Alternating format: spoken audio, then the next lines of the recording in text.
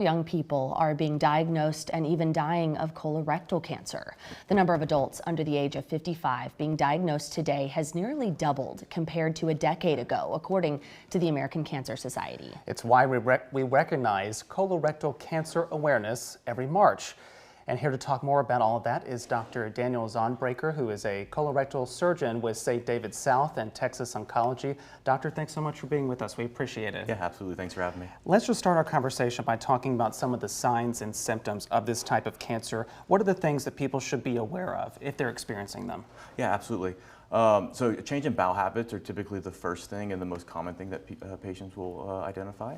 Rectal bleeding can also be something that patients will identify. There's also some non-specific signs such as vague abdominal pain, maybe some bloating, abdominal discomfort, and unexplained weight loss. Some of those things, it may sound like, may not be a huge red flag to someone. I think bloating, people might write that off. Do you find that you encourage your patients to take even small symptoms more seriously? Yeah, exactly. So specifically with bleeding, bleeding's really just, it's never normal, and a lot of times it gets chalked up just to hemorrhoids, for instance. But any ongoing, consistent bleeding definitely needs to be worked up and addressed. So let's talk about risk factors. Is there anything that might specifically make someone more susceptible to this type of cancer? And then what can people do to lessen those risks? Sure. So when you think about risk factors, you think of a family history of colorectal cancer, or if you have a personal history of polyps discovered on prior screening colonoscopies. There's also certain environmental as well as dietary factors that we associate with colorectal cancer, such as a diet rich in red meat is one risk factor, and there's also certain environmental factors out there. At the outset of our conversation, we mentioned that more young people are getting diagnosed with this. Is there much research about why that might be happening? Yeah, exactly. It's still, the most common ages is still above age 60, but we are seeing younger and younger patients, which is why the screening recommendations have been dropped from 50 years old to about 45 or to 45 years old in the last few years, just because that age group is experiencing more colorectal cancer. That's a hot topic right now, and there's a lot of research going into it, but ultimately most likely has something to do with environmental as well as dietary reasons.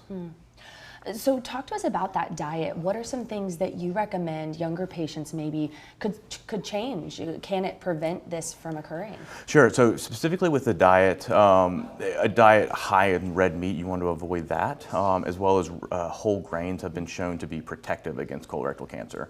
And then in terms of lifestyle habits, being less sedentary can be protective against it and more active.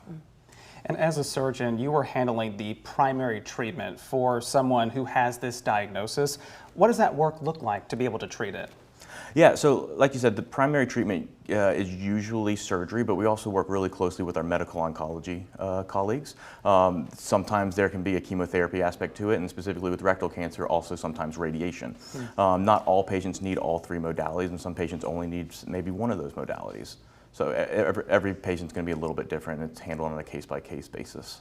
For surgeries for you, what does that look like? I know these days, laparoscopic surgery might be the primary way, but maybe for folks who do have this diagnosis and they're curious, what might that next step be? Yeah, so for, if we are proceeding with an operation, there has been a huge push towards minimally invasive laparoscopic surgery in the last decade or so. Gone are the days of the big incision down the middle of the belly. It's usually 4 or 5 smaller incisions now. And the benefit of that is there's less postoperative pain, and we're getting patients out of the hospital really early. One last question for you. Yeah. I know you mentioned colonoscopies earlier. That's just not something that's on a lot of young people's minds. Sure. So what do you encourage? I know you talked about that age 45.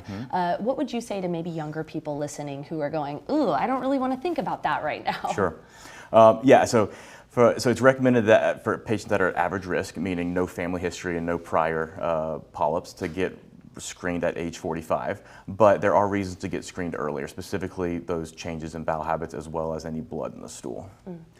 Dr. Zaunbrecher, thank you so much for giving us your time this afternoon and talking more about this. We appreciate it so much. Thank you.